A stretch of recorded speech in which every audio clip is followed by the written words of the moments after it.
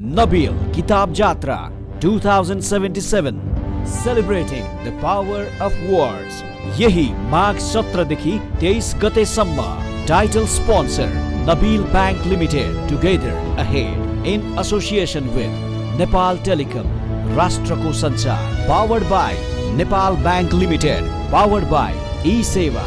Endorsed by Nepal Telecommunication Authority. Knowledge partner ACCA. Think ahead. Airlines partner Nepal Airlines Corporation. Driven by Volkswagen. Mobile partner Nokia. Broadcasting partner AP1 HD Television. Supported by Rianda Bees Serve. The Business Advisors. Jyoti Vikas Bank Limited. Phoenix College of Management. Universal Engineering and Science College. Jalpa Freshwater. Bharosha Print. Rashtriya Sahakari Bank Limited. Take Care Softwares. Kayo Creative Studio. Nepal College of Information Technology. Floral Events. Arthasarokar.com. Ashirvad Paints. Organized by Kitab Yatra Foundation. Brought to you by KitabYatra.com. Nepal's largest online bookstore. AP1 टेलिभिजनले छोटो समयमा धेरै दर्शक श्रोताको मन जित्न सफल हुनुको एउटा कारक तत्त्व के हो भने यो टेलिभिजन जनताको दैनिकीसँग जोडिन चाहन्छ, मानिसका आनी बानीसँग भिज्न चाहन्छ. त्यसैले किताब जात्रा 2077 सँगको आबद्धतालाई पनि एउटा उदाहरणका रूपमा हामी लिन सक्छौँ. किताब जात्रासँगको आबद्धता किन, कुन प्रयोजनका लागि भनेर यसमा प्रकाश पार्न र शुभकामना प्रदान गर्न सँगसँगै अपनत्व ग्रहण गर्नका लागि म अन्नपूर्ण मिडिया नेटवर्कका चेयरम्यान क्याप्टेन रामेश्वर थापाज्यूलाई अबको क्रममा स्टेजमा आमन्त्रण गर्न चाहन्छु. नमस्कार आदरणीय दर्शक, पाठक, समीक्षक तथा आलोचनकर्ता एवं प्रत्यक्ष वा परोक्ष रूपमा यो किताब जात्रासँग जोड्नुभएका महानुभावहरू. AP1 HD टेलिभिजनको परिचय नै अन्तर्राष्ट्रिय स्तरका सामग्रीलाई राष्ट्रिय शैलीमा प्रस्तुत गरेर छोटो समयमा दर्शकमाझ स्थापित भएको तथ्य यहाँहरूलाई विदितै छ. नेपाल आइडल जस्ता इन्टरनेसनल फ्रेन्चाइज सो मात्रै होइन, किताब जात्रा जस्ता मौलिक मञ्चहरूको महत्त्वको सम्वाहक पनि AP1 बन्नु हामी सबैको लागि गौरवको विषय हो. नबिल किताब जात्रा 2077 को ब्रोडकास्टिङ प्लेटफर्म बन्न पाएकोमा AP1 टेलिभिजन गौरवान्वित छ. नेपालमा पठन संस्कृतिलाई सांस्कृतिक जात्रा जस्तै आम जीवनको अङ्ग बनाउन अहोरात्र खटिनुभएका किताब जात्राका ऋषिराम अधिकारी लगायत मित्रहरूको उत्साहमा हाम्रो पनि होस्टे भन्न चाहन्छु. मूल रूपमा नाफा कमाउने भन्दा समाज सेवाको रूपमा विकास भइरहेको किताब जात्रा दुई तरिकाले उदाहरणीय र अनुकरणीय छ भन्ने मलाई लाग्छ. पहिलो कुरा, यसले आम मानिसलाई किताब अर्थात् ज्ञानसँग नजिक गराउन भूमिका खेलिरहेको छ भने अर्कोतिर यो विदेशमा बसेर नेपालमै केही गरौँ भनेर फर्किएका साथीहरूको प्रयास पनि हो. र यही प्रयासमा विदेश हुनुपर्ने बाध्यतामा रहेका साथीहरू स्वदेशमै रोजगार हुने अवसर पाउनु पनि भएको छ. यति मात्र होइन, किताब यात्रा एउटा सामाजिक अभियानको रूपमा कारागारलाई सुधार गृह बनाउने र अस्पताललाई पूर्वहरूलाई समेत पठन सुविधा समेत दिने स्तरमा विस्तार भइरहेको थाहा पाउँदा हामी ज्यादा नै हर्षित छौँ. AP1 टेलिभिजन किताब जात्रा जस्ता बृहत जीवनका सबै आयाम समेट्ने मञ्चहरूको समीक्षा साक्षी मात्र होइन, सहयात्री पनि हो. नबिल किताब जात्रा 2077 को भव्य सफलताको शुभकामना र AP1 ले यी सबै मञ्चहरूलाई थप प्रदर्शन गर्ने र प्रवर्धन गर्ने कर्मलाई निरन्तरता रूपमा दिने विश्वास पनि दिलाउन चाहन्छु. धन्यवाद. Nabil Kitab Jatra 2077 Celebrating the Power of Words. Hi everyone. First of all, a huge thank you to Chaudhary Foundation. Nabil Kitab Jatra बहुत ही special है. It's a very special journey. I've heard a lot about this journey where all these great writers, great readers are there. So first of all, thank you so much for making me a part of this journey. Nirvan Bhai, the whole Chaudhary family, thank you so much. I remember when I was writing this book, I Am No Messiah, it was a journey of not Sonu Sood, but all those millions of people that we connected during pandemic. Last 1 year, I would say, has been my learning ground. I've learned a lot. I believe that when you are in a position to give back to the society, it's very important to just go all out. You don't have to restrict yourself to a particular field that you can help only people who are connected with education or with medical help or with sending back to where they talk about the whole plan of sending back migrants to their native places or giving them employment. I remember I've learned every single day. I've learned. I was not trained. I was not equipped. I was not, aware how to give any single individual something related to the field that they want to get employed in. But the zeal was there to help them. I remember when I had sent the first lot of migrants back to their homes in Karnataka, almost 350 of them. The kind of smiles that I could see on their faces motivated me that this journey is not going to end with just these 350 people, but with another thousands of people who are waiting for that one call to happen. And this is how the whole journey of sending back to their native homes started. It was not just me, but those prayers and wishes of their parents who were praying for their loved ones to come back to their homes that also helped me, encouraged me, inspired me. So I knew that this is going to be a huge challenge to get them employed. So I started this platform called Pravasi Rozgar, where we gave jobs to almost close to 1,70,000 people, and almost 1.5 million people have connected us on that platform. And the journey is still on. Many more to go. And we pledged to, in 3 years, we'll be connecting to almost 10 crore people. So this is how the journey of Pravasi Rozgar started, and then Ilaj India helping them getting medically treated. People messaged us, mailed us, and we are getting a lot of surgeries. And they talk about liver transplant, kidney transplants, brain tumor surgeries, back surgeries, hip replacements, knee replacement surgeries, and many more. Again, like I said, I was not aware how to do it, but I wanted to help them, and this is how I connected with all the hospitals, top doctors, and we are still doing it. Education, one big. I wanted to start a scholarship on my mother's name, Professor Saroj. So then we started that, and now we are, changing lives of thousands of students. So I knew that this journey is very special, and I wanted to pen this down. So I thought of writing this book, I'm No Messiah. And I'm glad that all those people whom I connected so closely during this time, during the pandemic, are a part of this journey. And I feel this is a very inspiring journey, not just for me, but for every single individual who was attached to it. So I want all of you to just go through that, read that, and let me know what you feel about it. And Nabil Kitab Yatra, will get you these books, and it's a proud moment that I'm associated with.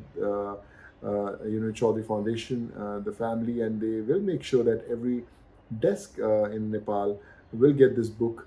And I hope that I'll get a feedback that how I fared well as a writer, and what do you feel about it? What do you feel about my journey? Please do share your thoughts so that I can improve myself when the next book happens, whenever it happens, and look forward for this feedback from all of you. And God bless you. Happy reading. And I just want to tell them that जितने नेपाल के मेरे भाई बंधु हैं वो मेरे अपने हैं. मेरे पास बहुत सारे लोग जो स्टाफ में काम करते हैं. They're all from Nepal, and the bonding that I share with every single individual in Nepal, it's very special. So let's make this journey very special.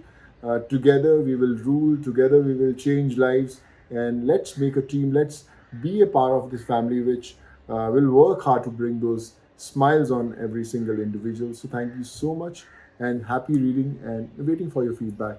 God bless you. Love you all. Nabil Kitab Jatra 2077, celebrating the power of word. Nepali सिनेमाको पर्दामा सर्वाधिक रुचाइएको जोडीमध्ये एक राजेश हमाल र करिश्मा मानन्दर हुनुहुन्छ वक्ताका रूपमा र यी दुवै कलाकारसँग काम गरेका चलचित्र निर्देशक, लेखक, मिडियाकर्मी लगायतका विविध पहिचान बनाएका प्रकाश सायमीले उहाँहरूको सिनेमाका पर्दाभित्र र पर्दा बाहिरका विभिन्न जीवन्त कथाहरू खोज्ने प्रयास गर्नुहुनेछ। अबको क्रममा म आमन्त्रण गर्न चाहन्छु यो सेसनका वक्ता राजेश हमाल र करिश्मा मानन्दरज्यूलाई। किताब जात्राको तेस्रो संस्करणमा पर्दाभित्र पर्दा बाहिरमा यहाँहरूलाई हार्दिक स्वागत छ। टेलिभिजन हेर्नुभएका दर्शकहरू र पुस्तक प्रेमीहरूमा हामी चलचित्रकर्मीको तर्फबाट हार्दिक अभिवादन। म चलचित्र नायक राजेश हमाल र चलचित्र नायिका करिश्मा मानन्दरलाई हार्दिक स्वागत गर्दछु। पहिलो प्रश्न म राजेशजीबाटै सुरु गर्न चाहन्छु। पर्दाभित्र जो राजेश हमाल हो, पर्दा बाहिर चाहिँ कुन राजेश हमाल तपाईँ पाउनुहुन्छ? पर्दाभित्र त म अब राजेश हमाललाई छोडेर अर्कै चरित्र हुन्छु होइन, कहिले शङ्कर हुन्छु, कहिले अर्जुन हुन्छु, कहिले के हुन्छु। त्यस कारण पर्दाभित्र चाहिँ नि विभिन्न चरित्रहरू निर्वाह गरेको हुन्छु र पर्दा बाहिर चाहिँ नि म आफ्नै चरित्र, आफ्नै व्यक्तित्व बोकेर हिँडेको हुन्छु।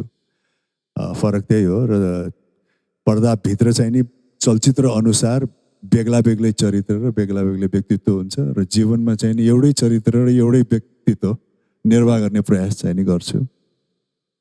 मैले यही प्रश्न करिश्माजीलाई सोधेँ भने यहाँको कस्तो अनुभव छ?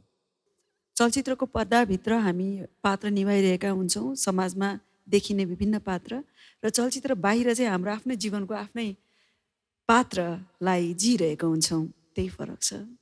म आजको यो पुस्तक यात्राको यो सुरुवात चाहिँ हामीलाई राजेशजीलाई मनपर्ने एउटा किताबबाट गर्न चाहन्छु। म यहाँलाई उपहार स्वरूप एउटा पुस्तक दिन चाहन्छु, तपाईँको मनपर्ने किताब। धन्यवाद। मैले करिब करिब बिर्सी पनि सकेको थियो, धेरै अगाडि पढेको किताब हो यो। हाम्रो सबै भनिन्छ नि अहिलेको यो लेटेस्ट टेक्नोलोजी आउनुभन्दा अगाडि जब हामी चाहिँ पुस्तकमा धेरै निर्भर हुन्थ्यौँ त्यो बेलामा पढेको किताब हो। करिब करिब बिर्सिसकेको थिएँ, तपाईँले फेरि यो मलाई दिनुभयो, धन्यवाद। Thank you so much. करिश्माजीलाई पनि अत्यन्त मनपर्ने नायिका मालिन मुनुरुको एउटा पुस्तक उपहार स्वरूप। Thank you. वास्तवमा उहाँ मेरो एकदमै फेभरेट हो। म दुवैजनासँग कुरा गर्दा दुवैजनाका बारेमा सानो सानो कुरा गर्न चाहन्छु। राजेश हमाल र करिश्मा केसी हुँदा उहाँहरूले सँगै एउटा चलचित्रबाट यात्रा सुरु गर्नुभयो। संयोगले त्यो चलचित्रमा उहाँहरू दुवैजना हुनु भएन, तर उहाँहरू दुवैलाई लिएर मैले आफ्नो पहिलो चलचित्रको उद्घोषण गरेँ, पृथ्वी। त्यसमा पनि उहाँहरू दुवैजना हुनु भएन, तर उहाँहरूसँग मेरो किताबको, सिनेमाको र व्यक्तिगत जीवनको सम्बन्ध गहिरो रह्यो। करिश्माजीले जुन घरमा विवाह गर्नुभयो त्यो घरमा साहित्यकार उहाँका ससुरा हुनुहुन्थ्यो ईश्वर प्रसाद मानन्दर। राजेश हमालजी जुन घरमा बस्नुहुन्थ्यो त्यो एउटा प्रसिद्ध कूटनीतिज्ञ, राजनीतिज्ञ वा एम्बेसडरको एउटा घर थियो जहाँ उहाँ पुस्तकका बिचमा हुर्किनु भयो। राजेशजीको अध्ययन भारतको चण्डीगढ, त्यसै गरी रुसमा भएका कारणले उहाँले अङ्ग्रेजी, हिन्दी त उहाँले कम पढ्नुभयो, अङ्ग्रेजी किताबहरू धेरै पढ्नुभयो। र उहाँलाई मनपर्ने पुस्तक जुन मैले उहाँलाई दिएँ, इग्मार बर्गम्यानको द म्याजिक लालटेन, उहाँले त्यो किताबको बारम्बार मसँग कुरा गर्नुहुन्थ्यो। उहाँलाई त्यो पुस्तकको मनपर्ने पक्षबारे मलाई केही भनिदिन आग्रह गर्दछु। त्यो धेरै पुरानो कुरा तपाईँले कोट्याउनु भयो। मैले धेरै जसो यसको त्यति सम्झेको थिइनँ, तर एउटा मैले तपाईँलाई भने पनि थिएँ क्यारे होइन, यसमा लेखेको एउटा कोटेसन कि old age itself is a disease भनेर होइन। बुढापा आफै एउटा रोग, बुढापा भनेको आफैमा एउटा चाहिँ नि रोग पनि हो भनेर। अब त्यो अलिकति दार्शनिक पनि हो, किनकि अब जीवन भने तपाईँको विभिन्न फेजमा चल्छ होइन, र विभिन्न फेजले आफ्नै किसिमको चुनौतीहरू पनि ल्याउँछ, र अन्तमा गएर जब बुढापा हुन्छ, बुढापाको फेरि आफ्नै किसिमको चुनौती पनि हुन्छ। त्यस कारण अलिकति दार्शनिक हिसाबसँग तपाईँसँग कुरा गरेको थिएँ, जुन चाहिँ नि वास्तविक पनि हो।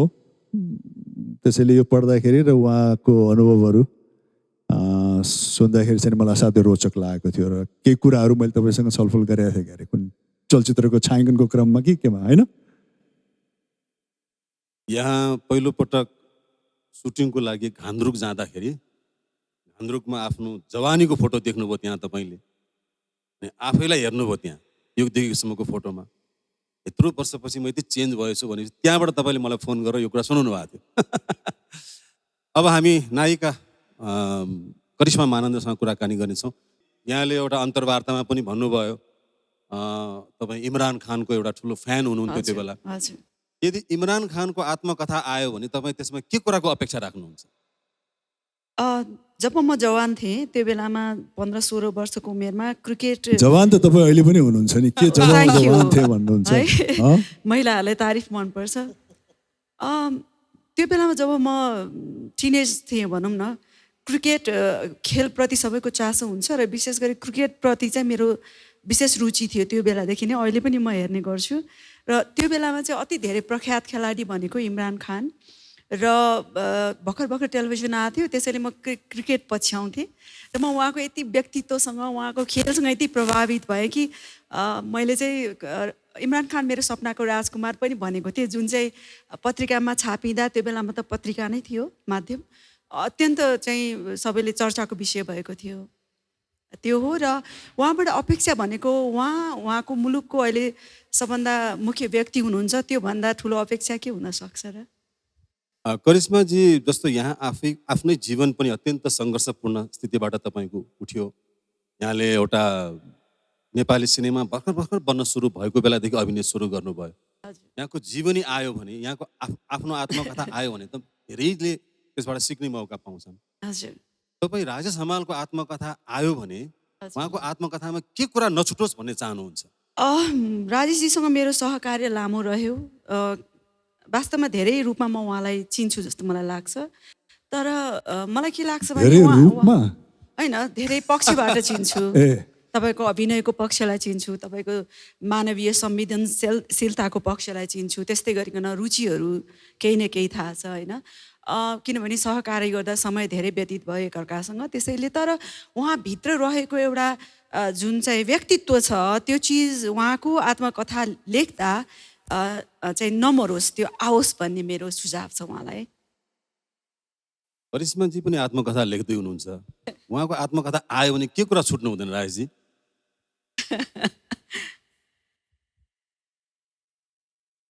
जस्तो हुन्छ भने कुनै पनि व्यक्तिले आत्मकथा लेख्दाखेरि के सायद ध्यान दिनु, एटलिस्ट मेरो विचारमा के ध्यान दिनुपर्छ भने आफ्नो कथा, आफ्नो जीवन यात्राबाट पाठकले जसले पढ्नुहुन्छ उहाँले चाहिँ नि केही न केही आफ्नो झलकहरू पनि देखुन्, आफ्नो एउटा आइडेन्टिफिकेसन पनि होस् र त्यसबाट केही प्रेरणाका या इन्सपिरेसनका कुराहरू पनि आओस् भन्ने हेतुले नै चाहिँ नि मान्छेले, हरेक व्यक्तिले चाहिँ नि आफ्नो अटोबायोग्राफी लेख्नुपर्ने हुन्छ। त्यस कारण उहाँले पनि अब उहाँको जीवनमा पनि त्यस्ता धेरै प्रेरणादायक कुराहरू होलान् होइन। उहाँको बाल्यकालबाट लिएर उहाँको जवान त अहिले पनि हुनुहुन्छ, तर त्योभन्दा अगाडिको जवानीलाई लिएर र अहिलेलाई लिएर उहाँको जीवनप्रतिको चाहिँ नि उद्देश्य, उहाँले भोगेका कुराहरू, उहाँका चुनौतीहरू आयो भने सायद पाठकहरूले चाहिँ कहीँ न कहीँ आफ्ना जीवनका झलकहरू पनि देख्नुहुन्छ होला र आफ्नो जीवनलाई सञ्चालन गर्नको लागि चाहिँ नि प्रेरित पनि हुनुहुन्छ होला। त्यस कारण त्यो हिसाबमा चाहिँ नि राम्रो एउटा चाहिँ नि अटोबायोग्राफी बन्छ होला। मलाई उहाँले एउटा व्यक्तिगत रूपमा के भन्नुभएको थियो भने, मलाई करिश्मा महानन्द एउटा कुराले खुब मनपर्छ भन्नुहुन्थ्यो उहाँले। त्यो कुरा भनिदिँदा रमाइलो पनि हुन्छ होला। के मनपर्छ त भन्दा झिल जुन छ करिश्मा महानन्दहरूको, गर्छु भनेपछि गर्ने खालको जुन एउटा आँट छ त्यो मलाई खुब मनपर्छ भन्नुभएको थियो उहाँले। थ्याङ्क यू सो अनि मच। तपाईँले एकपल्ट आफैले एउटा अन्तर्वार्ता दिँदाखेरि पनि त्यो कुरा भन्नुभएको छ। त्यो श्री भन्ने पत्रिकामा तपाईँले अन्तर्वार्ता दिँदा, म घरमा चोर होइन, म डाँगा जस्तो छु, म आमाले पकाएको चिज खोसेरै खाइदिन्छु म भनेर तपाईँले त्यो आफ्नो क्यारेक्टरको बारेमा भन्नुभएको थियो र त्यो मलाई पनि साह्रै मन परेको पक्ष हो। अब तपाईँले आफ्नो आत्मकथा यसरी नै लेख्नुभयो भने हाम्रो लागि पनि निकै लाभ होला। म त्यो प्रयासमा छु कि म आफ्नो त्यो कथा आफै लेखौँ। हुन त त्यो सुरु गरेको 4 वर्ष भयो। मलाई एउटा आश्चर्य र रमाइलो लागेको कुरा के छ भने, हामी एउटा उमेरमा गएर कोर्स बुक पढ्न साह्रै अल्छी मान्छौँ होइन। अब स्कुल कलेज पढ्दा नि कोर्स बुक धेरै कम पढ्ने हुन्छ। तपाईँले फेरि जीवनको यो अब उत्तरार्ध पूर्वार्ध जेसुकै भने पनि अब राजेशजीको भाषामा तपाईँ जवानी कालमा हुनुहुन्छ, अहिले कोर्स बुक पढ्न सुरु गर्नुभयो, कस्तो लाग्यो आफूलाई कोर्स बुक पढ्न फेरि सुरु गर्दा? एक प्रकारले भन्दाखेरि म आफ्नो बचपनातिर फर्किएको थिएँ होइन, छु अहिले पनि। र त्यस्तै बच्चाहरूलाई जसरी कोर्स बुक पढ्दा अल्छी लाग्छ, मलाई पनि अहिले पनि लाग्छ। 4 बजी उठेर अथवा 5 बजी उठेर 6 बजे कलेज जान अहिले पनि अल्छी लाग्छ। म चिटिङ गर्ने गर्छु, त्यस्तै नै छ। तर म त्यो गर्ने प्रयास गर्दैछु। हजुर। हजुर। अब राजेशजीले त कोर्स बुक धेरै पहिले छोड्नु भयो होइन? यो कोर्स बुक पढ्न नहुनेहरूलाई मन नगर्नेहरूलाई के सुझाव छ तपाईँको? अनि कोर्स बुक पढ्नै नमन लाग्ने त हुँदैन होइन, तर के हुन्छ भने अब पढ्दा पढ्दा कहिले कहिले वाक्क पनि लाग्न सक्छ व्यक्तिलाई। तर कोर्स बुक चाहिँ नि अब मलाई लाग्छ आत्मसात गरेर पढ्नुपर्छ, त्यसलाई रुचिका साथ पढ्नुपर्छ। त्यो पढ्यो भने पढेको सार्थकता पनि हुन्छ होइन। पढ्न मन लागेको छैन तर जबरजस्ती पढ्नुपर्छ, त्यस कारण पढ्छु भन्यो भने त्यो पढेर केही फाइदा पनि हुँदैन। त्यस कारण कोर्स बुक त्यही बेलामा पढ्नुपर्छ जो बेलामा चाहिँ नि आफूलाई अत्यन्तै नै त्यसप्रति रुचि जागरण हुन्छ र कोर्स बुकमा लेखेका कुराहरू चाहिँ नि साँच्चीकै चाहिँ नि आफूलाई अध्ययन गर्न मन लाग्छ, त्यही समयमा पढ्नुपर्छ। किनकि कोर्स बुक भनेको कुरा चाहिँ नि जबरजस्ती पढ्नु परिरहेछ यार, पढ्यो भन्यो भने त्यो खासै फाइदा चाहिँ नि हुँदैन। राजेशजी, एउटा कुरा सोध्नु मन लाग्यो, तपाईँ हरेक पटक विदेश भ्रमण गर्दा कहीँ न कहीँ जाँदा किताबहरू किन्ने गर्नुहुन्छ होइन? तपाईँको धेरै राम्रो कलेक्सन पनि छ। बाहिर जाँदाखेरि तपाईँ कहाँ कहाँ किताब किन्न मन पराउनुहुन्छ? बाहिर भनेर अब किताबहरूमा धेरै मैले किताब किन्ने चाहिँ नि अब यही अङ्ग्रेजी बोल्ने देशहरू नै हो होइन, कि अमेरिका हो कि बेलायत हो। अस्ट्रेलियामा त त्यति गएको छैन म किताब पसलमा। तर अङ्ग्रेजी नबोल्ने देशमा चाहिँ नि म किताब पसलमा गएको चाहिँ नि फ्रान्समा हो, किनकि फ्रान्समा साथै रोचक किताब पसलहरू हुन्छ। र म किताब पसलमा ती राष्ट्रहरूमा जब जान्छु खालि पुस्तक किन्न मात्रै पनि जाँदैन कि, त्यो किताब पसलमा समय व्यतीत गर्दाखेरि पनि आनन्द आउँछ। किनकि त्यहाँको जुन एउटा वातावरण हुन्छ, जुन एम्बियन्स हुन्छ, त्यहाँ गएर बस्दाखेरि र सेल्फमा भएका किताबहरू त्यत्तिकै अवलोकन गर्दाखेरि र कुनै कुरामा त्यो किताब पसलको कफी सप जस्तो पनि हुन्छ, त्यो कफी सपमा बसेर चाहिँ नि विभिन्न पुस्तकहरू यतिकै पल्टाउँदा पनि आनन्द आउँछ। करिश्माजीले अहिले रिसेन्टली पढिरहनु भएको किताब चाहिँ कुन कुन हो? वास्तवमा यो किताब पढ्ने ह्याबिट मसँग चाहिँ त्यति धेरै थिएन। जस्तो पहिला जब हामी व्यस्त भएर सुटिङ गर्थ्यौँ, राजेशजीलाई किताबमा तल्लीन भएको देखेर म के सोच्थेँ भने कि कति यो गरेको होला भनेर। तर मलाई पछि गएर थाहा भयो जब म अब किताब पढ्न सुरु गरेँ कि म एउटा किताब लिएपछि म त्यो किताब नसकुन्जेल छोड्दिनँ होइन। भने पछाडि उहाँ कुन संसारमा तैरिरहनु भएको हुँदो रहेछ अहिले मलाई महसुस भइरहेछ।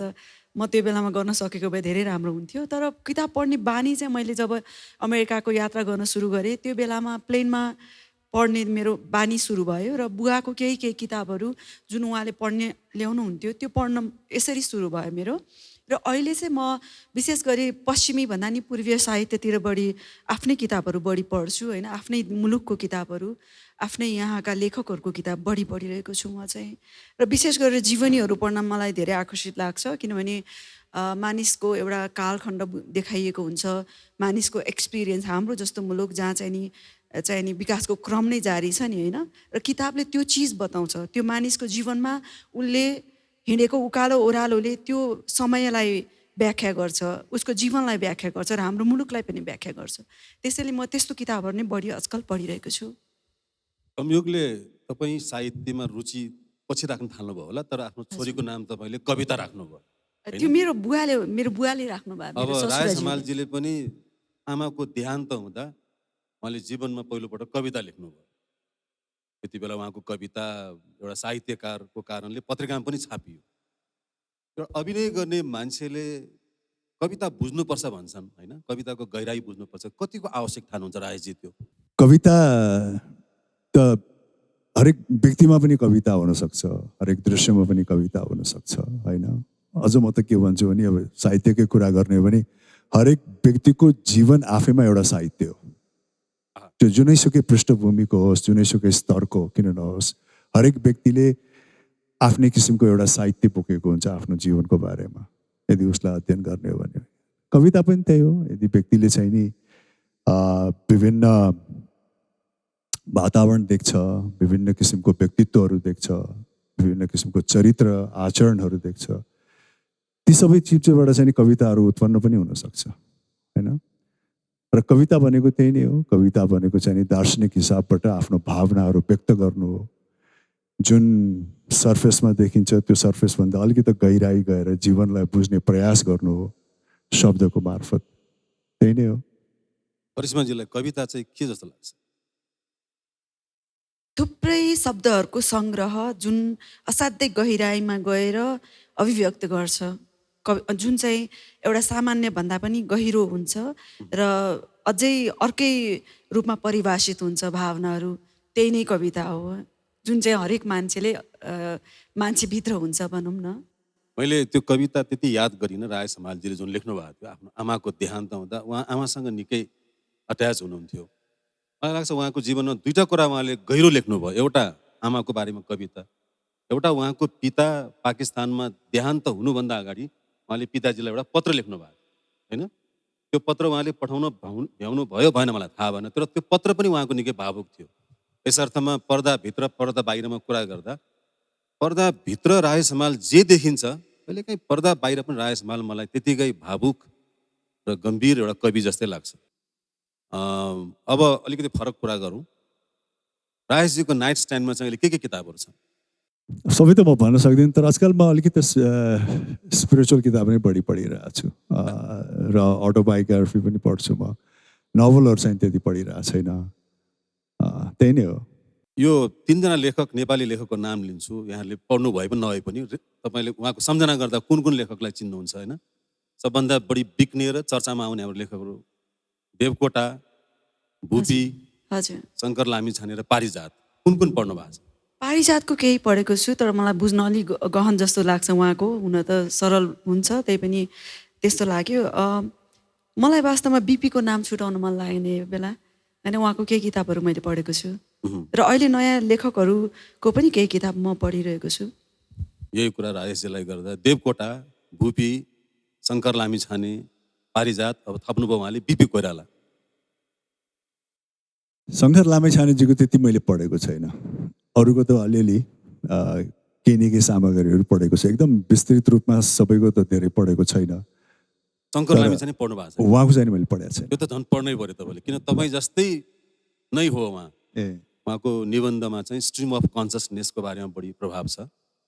अब म तपाईँलाई त्यो पनि दिउँला। हुन्छ, होइन, धन्यवाद। मैले अलिकति व्यक्तिगत कुरा गर्न चाहेँ राय समालको बारेमा। राय समालले पर्दामा अभिनय गर्दा अरूलाई रुवाउनुहुन्छ, अरूलाई उत्साह दिनुहुन्छ, जोस दिनुहुन्छ। राय समालले पनि कुनै किताब पढेर म बिहान बिहानतिर रोएँ यो किताब पढेर भन्नुभएको थियो होइन। रबर्ट जेम्स मिलरको the Bridges of Madison County. त्यहाँ एउटा दृश्य आउँछ जहाँ त्यो महिला आफ्नो पतिसँग एउटा गाडीमा जाँदैछ अनि त्यो महिलाको प्रेमी चाहिँ अर्कोतर्फ जाँदैछ होइन। त्यो किताबको त्यही पक्ष पढेर तपाईँ किन रुनुभयो? रुन त रोएको होइन म, भावुक हुनुभयो। तर अलिकति किनकि अब त्यो दृश्य जसरी दर्शाइएको थियो, त्यो महिला पात्र जो विवाहित महिला पात्र हुनुहुन्थ्यो र उहाँको जुन दोधारमा उहाँ परिरहनु भएको थियो। एकातिर उहाँको पारिवारिक जिम्मेवारी थियो, उहाँको श्रीमान हुनुहुन्थ्यो, उहाँको बालबच्चा थिए, उहाँ जीवनको एउटा बिन्दुमा पुग्नु भएको थियो। त्यो हिसाबले उहाँले आफ्नो घर गृहस्थी पनि चलाइरहनु भएको थियो र त्यो उहाँको लागि अत्यन्त प्रिय पनि थियो।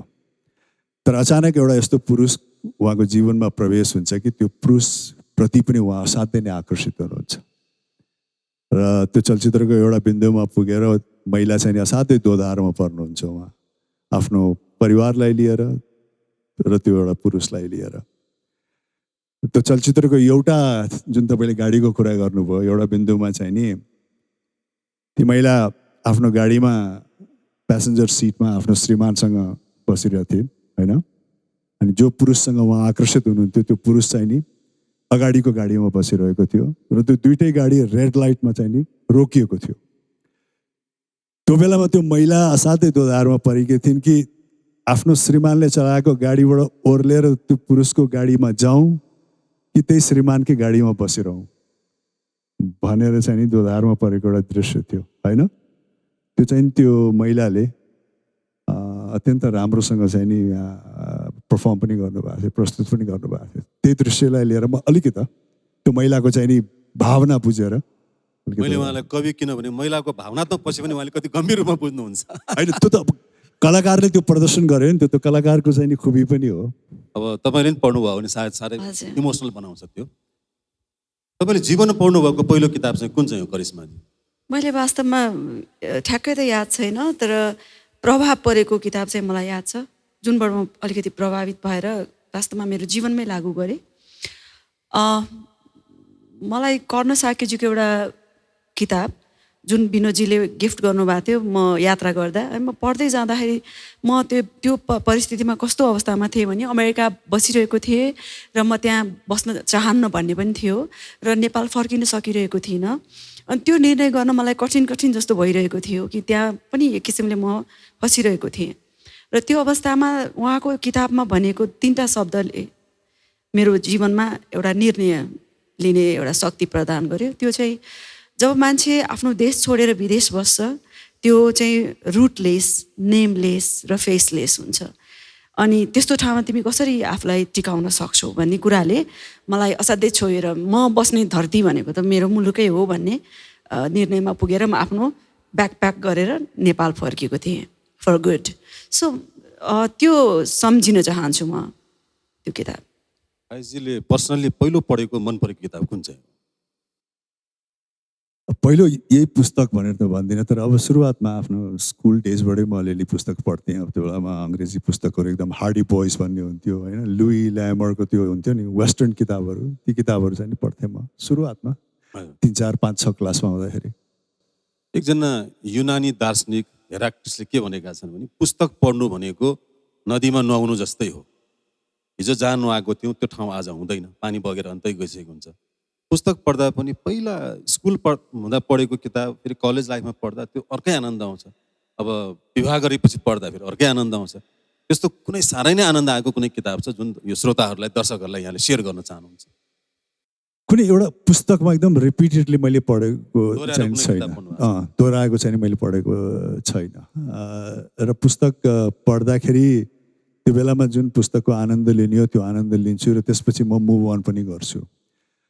त्यसैले त्यो एकदमै दोहोऱ्याएर पढ्ने र यो पुस्तक चाहिँ नि मेरो जीवनभरमै असाध्यै प्रभाव पारेको पुस्तक हो भन्ने चाहिँ नि हुँदैन।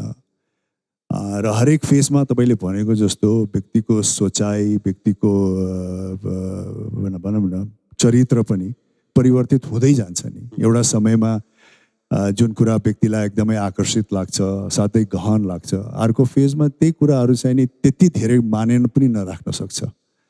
किनकि हामी सबैको जीवन चाहिँ नि एक हिसाबले ट्रान्जिसनल नै गइरहेको हुन्छ नि। हामी त परिवर्तनशील धारमै छौँ आफ्नो जीवन। हामी आफैलाई थाहा हुँदैन कि हामी एउटा फेजबाट अर्को फेजबाट अर्को फेजमा पुग्दाखेरि कति परिवर्तित हुँदै जान्छौँ। आफ्नो दृष्टिकोणहरू, आफ्ना इन्ट्रेस्टहरू, आफ्ना भोगाइहरू। त्यस कारण पुस्तकहरू पनि त्यही नै हुन्। एउटा फेजमा अत्यन्त नै माने राख्ने पुस्तकले अर्को फेजमा त्यति धेरै माने नराख्न पनि सक्छ। एउटा पुस्तक जुन तपाईँले एउटा उमेरमा पढ्नुहुन्छ त्यो पुस्तकबाट जति प्रभावित हुनुहुन्छ, जति चाहिँ गहन लाग्न सक्छ, जीवनको अर्को बिन्दुमा पुगेर त्यो पुस्तकले त्यति धेरै माने नराख्न पनि सक्छ। त्यस कारण त्यही नै हो, एउटै पुस्तकलाई लिएर, एउटै घटनाक्रमलाई लिएर या इभन एउटै भावनालाई लिएर चाहिँ नि जीवनभर चाहिँ नि त्यसले त्यही किसिमको चाहिँ नि सार्थकता या साथ चाहिँ नि नदिन पनि सक्छ। त्यस कारण म आफ्नो समयअनुसार, आफ्नो फेजअनुसार जुन फेजमा जुन किसिमको चाहिँ नि भोगाइ बोकेको छु, जुन किसिमको सोचाइ बोकेको छु, त्यसैलाई नै प्रतिबिम्बित गर्ने किसिमका पुस्तकहरू चाहिँ नि पढ्न रुचाउँछु। करिश्माजीले कुनै त्यस्तो पुस्तक दोहोऱ्याएर पढेको कुनै सेयर गर्न मन लागेको छ? मेरो पनि त्यस्तै हो कि दोहोऱ्याएर पढ्ने असाध्यै फेभरेट हो। कुनै पुस्तक असाध्यै यो चाहिँ नि वास्तवमै छोयो भन्ने लाग्छ। वास्तवमा कुनै पनि पुस्तक, अस्ति भर्खरै ऋषि भाइले मलाई एउटा गिफ्ट गर्नुभएको थियो मनिषाजीको, त्यसको एउटा सिनले मलाई असाध्यै छोयो। मेरो आँसु निस्कियो। हुन्छ नि, उहाँले त्यो आफ्नो भावनालाई कस्तो राम्रोसँग अभिव्यक्त गर्नुभएको रहेछ, आफ्नो पीडालाई कस्तो राम्रोसँग अभिव्यक्त गर्नुभएको छ त्यो पुस्तकमा। त्यसैले हरेक पुस्तकको कुनै न कुनै त्यस्तो सिनहरूले नछुने होइन, छोएको हुन्छ, आँसु पनि आउँछ। तर त्यो जीवनसँगै अगाडि बढ्दै जाँदा, जस्तो कि यो समाज परिवर्तनशील छ, जीवन परिवर्तनशील छ, विचारहरू परिवर्तनशील छन् भने पछाडि त्यस्तै हो कि विचार पनि हाम्रो परिवर्तन जीवनमा हुँदै जान्छ। यो सेल्फ हेल्पको किताब जरुरत छ कि छैन तपाईँको दृष्टिकोण? हजुर, सेल्फ हेल्पको किताब जरुरत छ कि छैन? सेल्फ हेल्पको जरुरी छ। जस्तो हामी विभिन्न घटनाक्रमबाट गुज्रिरहेका हुन्छौँ, हाम्रो यो मस्तिष्कमा राम्रो मात्रै कुरा जम्मा हुन्छ भन्ने पनि छैन। अहिले डिप्रेसन भनिन्छ, एन्जाइटी भनिन्छ, अहिलेको यो बन्द पछाडि झन् देखा परेको छ। हो यस्तो चिजहरूलाई संयमित राख्न, एउटा मार्गदर्शन गर्नलाई चाहिँ पुस्तकहरूले मद्दत गर्छ जस्तो मलाई लाग्छ।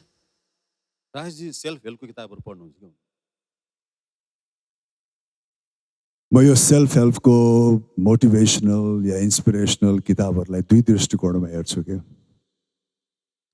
एउटा चाहिँ के छ भने, एउटा दृष्टिकोणबाट म के विश्वास गर्छु भने सेल्फ हेल्पको किताब पढ्ने होइन, सेल्फ हेल्प भनेको सेल्फबाटै आउनुपर्ने हुन्छ। त्यसमा बढ्ता निर्भर भयो भने चाहिँ त्यो दिगो पनि रहिरहन्छ। किनकि जुन हामी सेल्फ हेल्पका पुस्तकहरू भन्छौँ त्यो त विभिन्न व्यक्तिको विभिन्न किसिमको दृष्टिकोण हो, र त्यही दृष्टिकोण चाहिँ हरेक व्यक्तिलाई हरेक समयमा हरेक परिस्थितिमा काम लाग्नुपर्छ भन्ने छैन, होइन। तर त्यसमा धेरै तपाईँ निर्भर हुनुभयो भने तपाईँलाई त्यही नै सत्य लाग्न सक्छ, त्यही नै चाहिँ मार्गनिर्देशन पनि लाग्न सक्छ, जुन चाहिँ नि केही हदसम्ममा भ्रम पनि हुनसक्छ। त्यस कारण यो दुवै कुराहरू पढ्नै नहुने भन्ने होइन, तर त्यसलाई एउटा गाइडलाइन्सको रूपमा लिएर यो सेल्फ हेल्पको किताबहरू, मोटिभेसनल किताबहरू, लाइफ इन्सपिरेसनल किताबहरू पढ्दाखेरि चाहिँ नि नेपालीमा हामी भन्छौँ नि कि सुन्नु सबैको गर्नु आफ्नो भने जस्तो के, तिनीहरूलाई एउटा तपाईँले चाहिँ नि एउटा गाइडलाइन्सको रूपमा लिन सक्नुहुन्छ। तर दुइटै कुराहरू लाइफको लागि सेल्फ हेल्प र मोटिभेसनल र इन्सपिरेसनलमा व्यक्ति आफै त्यसमा चाहिँ नि निर्भर छ।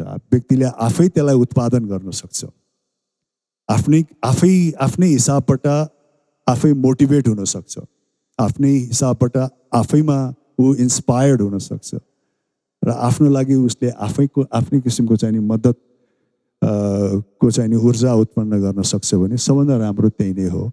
तर यस्तो पुस्तकहरू पढ्न खराब चाहिँ नि अवश्य पनि होइन, त्यसलाई एउटा जरुरत पनि पर्छ कहिलेकाहीँ। त्यसबाट पढेर त्यसबाट एउटा स्पार्क लिएर चाहिँ नि त्यो स्पार्कबाट चाहिँ नि आफ्नै मेकानिजम चाहिँ नि विकास गर्यो भने त्यो राम्रो हुन्छ। घरमा तपाईँले भाउजूलाई मधुजीलाई होइन कुकिङ सम्बन्धी किताब पनि दिनुपर्ने अवस्था आउँछ, होइन। यद्यपि उहाँले राम्रै धेरै परिकार बनाउनुहुन्छ होला, तर कहिलेकाहीँ तपाईँलाई नयाँ चिज खान मन लाग्ला। कुकिङको बारेमा म तपाईँलाई भनिदिउँ, मधुले त के गर्छ, म त कुकिङ गर्दाखेरि म राम्रो कुक होइन, त्यस कारण तर केही न केही बनाइदिन्छु। त्यस कारण मलाई कुकिङको चाहिँ कुनै पनि हेल्प चाहिँदैन, मलाई खालि त्यो सामग्रीहरू चाहिन्छ, त्यो सामग्रीबाट म केही न केही बनाइदिन्छु र त्यसको निवारण पनि म आफै गर्छु, होइन। अनि त्यो तपाईँलाई असाध्यै मन पर्यो र अर्को दिन आएर राजजी तपाईँले मलाई पहिलाचोटि त्यो बनाएर खुवाउनु भएको थियो नि, फेरि खुवाउनुहोस् भन्यो भने त्यही नबन्न पनि सक्छ, फेरि म अर्कै बनाइदिन्छु। त्यस कारण कुकिङ गर्दाखेरि पनि म अब यो इन्ग्रिडियन्ट्सहरूलाई लिएर कसरी राम्रो डिस बनाऊ भनेर त्यो कुकिङको हेल्प पनि म चाहिँ लिँदैन। अब अन्डा पकाउँदा काँचो भयो भने तपाईँको तयार हुन्छ त्यो, होइन। अब पाक्न त पाकोस्, तर कस्तो किसिमले पाक्छ या कुन परिकार बन्छ भन्ने त्यसको निदो चाहिँ नि हुँदैन, होइन। अब त्यो काँचै रहने एकदम उनीहरूले चाहिँ नि अवश्य पनि हुँदैन। करिश्माजी घरमा गार्डनिङ गर्नुहुन्छ, घरको वरपर ठुलो ठाउँ छ, होइन। हजुर। अनि बिहान योगाहरू ध्यानहरू गर्नुहुन्छ, तपाईँ यस्तो किताबहरू पढ्नुहुन्छ कि पढ्नुहुन्न? म वास्तवमा कुकिङको टिप्सहरू चाहिँ अहिले त किताब मात्र होइन, युट्युबमा पनि हुन्छ, होइन। अनि म लिन्छु टिप्स कुकिङको। तर उहाँहरूसँगै सहमत, उहाँले भने जस्तो आफ्नो प्रकारको फेरि मिश्रण त त्यसमा गर्छु। हजुर हजुर। तपाईँ कोही मान्छेको बारेमा बोल्नु पर्यो भने वा कसैको बारेमा केही आफ्नो अन्तर्वार्तामा भन्नु पर्यो भने कतिको अध्ययनको तयारी गर्नुहुन्छ त्यो मान्छेको बारेमा? वास्तवमा पहिला म गर्दैन थिएँ, ऱ्यान्डमली ब्लन्टली बोलिदिनु। त्यही भएर म अपरिपक्व देखिन्थेँ होला। अहिले चाहिँ म कुनै पनि व्यक्तिसँग भेट्दैछु भने कमसेकम उहाँको बारेमा केही जानकारी लिन्छु। जस्तो अहिले म मुन्द्रेको कमेडी क्लब गरिरहेको छु, त्यहाँ विभिन्न व्यक्तित्वहरू आउनुहुन्छ पाहुनाको रूपमा, र म हरेक उहाँहरू आउने व्यक्तित्वको चाहिँ केही न केही हेर्छु। त्यसले मलाई फाइदा के भइरहेछ भने मलाई धेरै व्यक्तित्वको बारेमा जानकारी भइरहेको छ। त्यसको लागि के हुन्छ, पुस्तक पढ्नुहुन्छ कि गुगलिङ गर्नुहुन्छ? अहिले चाहिँ गुगल गर्छु, किनभने आउने व्यक्तित्वहरू सबै केही न केही रूपमा चाहिँ प्रख्यात व्यक्तित्वहरू नै हो, त्यसैले म गुगल गर्छु, त्यही नै हो। राजेश हमालजीको बारे बोल्नु पर्यो भने दुई लाइनमा कसरी बोल्नु? राजेशजीको बारेमा दुई लाइनमा उहाँ असाध्यै हिज अ जेन्टलम्यान, अनि उहाँ हिज नट हार्मफुल, उहाँ चाहिँ असाध्यै हानिकारक हुनुहुन्न। Thank you so much. कसको लागि हानिकारक छैन म? मैले भन्न खोजेको हामी जानै अनजानमा समाजमा आफ्नो केही बोल्दा अथवा केही काम गर्दा कसै न कसैलाई हानि पुर्याइरहेको हुन्छौँ र तपाईँ यस्तो व्यक्तित्व हो जसले कसैलाई पनि अहिलेसम्म मैले देखे अनुरूप हानि पुर्याएको छैन। त्यो रूपमा तपाईँ हानिकारक हुनुहुन्न। नेपालमा महेश भट्ट आउनुभयो, होटल याकनीतिमा उहाँको बारेमा बोल्नुपर्ने तपाईँले मात्र थियो। तपाईँले निकै राम्रो तयारी गर्नुभएको थियो। मतलब मलाई कस्तो लाग्यो भने 5-6वटा किताबै पढाउनु भयो जस्तो लागेको थियो। महेश भट्ट पछि निशब्द भयो तपाईँले बोलेको सुनेर। अनि त्यस्तो हिसाबले चाहिँ नि म तयारी गर्दिनँ। 5-6वटा पुस्तक त उसको मैले त्यसरी पढेको थिइनँ उसको भेटघाटमा छलफल गर्नुको लागि। तर कुनै व्यक्तिलाई अब कुनै पपुलर व्यक्तिसँग कुरा गर्नु पर्दाखेरि उसको बारेमा मैले कति जानेको छु र कति नजानेको छु त्यो दुइटै म स्पष्टाउँछु होइन। किनकि त्यो व्यक्तिको बारेमा 100% मैले जानकारी हासिल नगरेको पनि हुनसक्छ। त्यस कारण जे जति जानेको छु यो मैले जानेको छु भनेर उहाँलाई व्यक्त गर्छु। अनि अन्य कुराहरू जुन कुराहरू मैले जानेको छैन तपाईँले यसमा केही प्रकाश हालिदिनुहुन्छ कि भनेर चाहिँ कुरा गर्छु। किनभने महेश भट्ट पनि तपाईँले बोलेपछि त स्पिचलेस भयो भनेर भन्यो नि त्यति बेला। हो अब उसको चाहिँ मैले केही हदसम्ममा फलो गरेको थिएँ। उसको सिनेमाहरू जब म भारतमा बस्थेँ पढ्थेँ त्यो बेलामा उसले एउटा भनौँ न त्यो टाइमको लागि चाहिँ नि एउटा अलिक बेग्लै किसिमको एउटा बेग्लै धार टाइपको चाहिँ चलचित्रहरू बनाउँथ्यो जसप्रति म आकर्षित थिएँ। त्यस कारण त्यो अलिकति उहाँ एज अ डाइरेक्टर चाहिँ पृष्ठभूमि मलाई थाहा थियो र कस्तो किसिमको विषय उहाँले चाहिँ उत्थान गर्न चाहनुहुन्छ आफ्नो चलचित्रमा त्यो पनि मलाई मोटामोटी थाहा थियो। र त्यही हिसाबले त्यही आधारमा चाहिँ नि मैले उहाँको विषयमा चाहिँ नि बोलेको हुँ। तर इभन महेश भट्टको बारेमा पनि 100% चाहिँ नि मलाई जानकार चाहिँ छैन। मैले यो प्रश्न किन सोधेँ भने हामीले फिल्ममा अभिनय गर्दा अब भर्खर लेख्न सिकेको मान्छेको डायलग पनि बोल्छौँ होइन। कहिलेकाहीँ एकदम साहित्यिक पनि बोल्नुपर्ने हुन्छ। त्यस बेला हामीले आफ्नो पनि भाषा प्रयोग गर्छौँ नि। तपाईँ कतिको गर्नुहुन्छ त्यस्तो? वास्तवमा यस्तो हुन्छ चलचित्रमा त फेरि सबै साहित्य मात्रै हुन्छ भन्ने पनि छैन। साहित्यले चलचित्रले समाउने भनेको समाजकै पाटो हो। त्यो त्यसमा दुई मत छैन। तर समाजमा घटिरहेको घटना बढी चाहिँ आउने चलचित्रमा हो फेरि। अनि अब पात्रहरू समाजभित्रकै भएको हुनाले बोलीचालीको भाषा प्रयोग गर्दा अझ सहज हुने भएको हुनाले चाहिँ चलचित्रमा आफ्नो शब्दहरू पनि हालेर सहज बनाउने प्रयास चाहिँ गरेको छु मैले। राजेशजीको त्यस्तोमा कतिको कोलाबोरेसन हुन्छ डायलगहरूमा, अरूले लेखेको कुराहरूमा करेक्सन गर्ने वा आफ्नो इनपुट दिने? चलचित्र भनेको टिम वर्क हो होइन। हामी अब चलचित्र निर्माण गर्दाखेरि या छायाङ्कन गर्दाखेरि अब विभिन्न किसिमको सजेसन्सहरू लिन्छौँ होइन। तर त्यो हुँदाहुँदै पनि अब डाइरेक्टर्स मिडियम पनि हो चलचित्र र डाइरेक्टरको निर्णय चाहिँ अन्तिम निर्णय पनि हुन्छ किनकि ऊ नै हो त्यसको प्रमुख पात्र। त्यसकारण अब कुनै सिन गर्दाखेरि कुनै संवाद जुन चाहिँ मेरो चरित्रलाई दिएको छ त्यो बोल्दाखेरि यसलाई यो बेग्लै ढङ्गले चाहिँ नि प्रस्तुत गरौँ कि या बेग्लै शब्दहरू प्रयोग गरौँ कि भन्ने किसिमको छलफल त भइ नै हाल्छ नि। र त्यो पात्र निर्वाह गर्दाखेरि पनि अब विभिन्न संवादहरू चाहिँ नि अलिकति बोलीचालीको भाषामा पनि आओस्, अलिकति स्वाभाविक पनि लागोस् भनेर या जुन कलाकारले गरिरहेछ त्यो कलाकारको पनि त एउटा एक किसिमको स्वभाव हुन्छ। त्यो कलाकारले विभिन्न चरित्र गरे पनि केही न केही एउटा स्वभाव चाहिँ नि हरेक चरित्रमा आफ्नो व्यक्तित्व चाहिँ नि झल्किएको पनि हुन्छ। त्यही कारण त्यो आफ्नो व्यक्तित्व पनि झल्कियोस् भन्ने हिसाबले पनि विभिन्न किसिमको संवादहरू बोलिन्छ र त्यो चाहिँ नि आपसी छलफलमै हुन्छ। जस्तो हामी यो अहिले किताबको प्रवर्धनको लागि भनौँ प्रमोसनको लागि जुन कार्यक्रमहरू हुन्छ तपाईँले धेरै समय नेपालका अशिक्षितका लागि सङ्घर्ष गरिरहेका मान्छेका लागि चलचित्रमा अभिनय गर्नुभयो। सम्पूर्ण मान्छेको हातमा पुस्तक पुगोस् भन्नका लागि कस्तो प्रमोसनहरू हुनुपर्छ जस्तो लाग्छ तपाईँलाई? सम्पूर्ण व्यक्तिको हातमा पुस्तक पुगोस् भन्नको लागि त अब शिक्षामै हामीले जोड दिनु पर्यो नि होइन। एजुकेसनमा पहिला एजुकेसन हुनु पर्यो। मान्छे किनकि यो पुस्तक पढ्ने भनेको जो मान्छे अलिकति शिक्षा हासिल गरेको छ उसैले पुस्तक पढ्ने हो। तर त्यो भन्दै पनि म यो भन्न चाहदिनँ कि जो व्यक्तिले शिक्षा हासिल गरेको छैन या पुस्तक पढेको छैन ऊ चाहिँ नि कुनै हदसम्ममा बौद्धिकता उसमा छँदै छैन भनेर पनि म भन्न सक्दिनँ। बौद्धिकता भनेको तपाईँको खालि एकाडेमिक्स हासिल गरेको व्यक्तिमा मात्रै हुन्छ र एकाडेमिक्स हासिल नगरेको व्यक्तिमा चाहिँ नि बौद्धिकता शून्य हुन्छ भनेर पनि भन्न सक्दैन। कति व्यक्तिहरू आफ्नो जीवनलाई नै राम्रोसँग अध्ययन गरेर जीवनबाटै पाठ पुगेर पनि धेरै किसिमका कुराहरू चाहिँ नि उहाँहरूले चाहिँ नि सिक्नु पनि हुन्छ र धेरै कुराहरू उहाँबाट चाहिँ नि समाजले लिन पनि सक्छ। त्यसकारण अझ अङ्ग्रेजीमा भन्नु पर्दाखेरि तपाईँ इन्टेलिजेन्ट र एजुकेटेडमा चाहिँ धेरै फरक हुन्छ होइन। अनएजुकेटेड मान्छे पनि इन्टेलिजेन्ट हुनसक्छ र एजुकेटेड मान्छे केही हदसम्ममा त्यति धेरै इन्टेलिजेन्ट नहुन पनि सक्छ। त्यस कारण त्यो चाहिँ नि हो। तर अब हरेक व्यक्तिलाई अब पुस्तक नै पढ्ने बानी बसाउनको लागि चाहिँ नि अब शिक्षाको जग नै त्यो समाजमा असाध्यै दह्रो हुनु पर्यो होइन। शिक्षाको फाउन्डेसन असाध्यै दह्रो हुनु पर्यो, त्यही नै हो। करिश्माजीलाई यही प्रश्न सोधेँ भने यसमा तपाईँको के थप सुझाव हुन्छ? जो मानिस पढे लेखेको छैन ऊ केही पनि नजान्ने भन्ने हुँदैन, पढेर पनि धेरै कुरा जान्ने हुन्छ होइन। तर यो जुन तपाईँले कुरा गर्नुभयो पुस्तक पढ्ने कल्चरको बारेमा, त्यसमा चाहिँ मलाई के भन्नु छ, त्यो चाहिँ के हो भन्दाखेरि हामी यो पुस्तक पढाउने कल्चरलाई हराएर गइरहेको छ नि, त्यो नहोस् भन्ने चाहन्छु। वास्तवमा पढ्ने कल्चर राम्रो हो भन्ने चाहन्छु म चाहिँ, किन म आफैलाई पनि रमाइलो लागिरहेको छ यो, किनभने त्योमा समुद्र हुँदो रहेछ, त्यसभित्र आफू हराउन सकिन्छ होइन।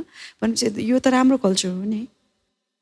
जस्तो एउटा तपाईँ एउटा मानक चरित्र हुनुहुन्छ नेपाली चलचित्रको होइन। तपाईँले समिता लगानी फिल्म खेल्नुभयो, हजुर, कोलाब्रेसनको फिल्म पाकिस्तानमा गएर, तपाईँले बम्बईमा गएर फेरि आफ्नो स्ट्रगल जेरोबाट सुरु गर्नुभयो, हजुर, त्यति बेला निक्लिने फोटो म्यागजिनमा पनि अभिनय गर्नुभयो होइन। हजुर।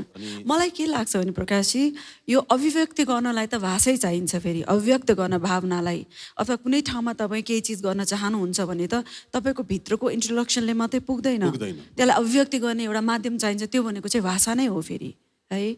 अब म बम्बईमा म अलिकति पछाडि रहनुको कारण मेरो भाषा थियो, म त्योमा स्वीकार्छु, मलाई हिन्दी राम्रोसँग आउँदैन थियो होइन, अङ्ग्रेजी पनि राम्रो थिएन, र पाकिस्तानी गर्दा पनि पन्जाबी बोल्नु पर्थ्यो, पस्तु, त्यहाँ पनि मलाई भाषाले कतै न कतै पछाडि पारेकै हो होइन।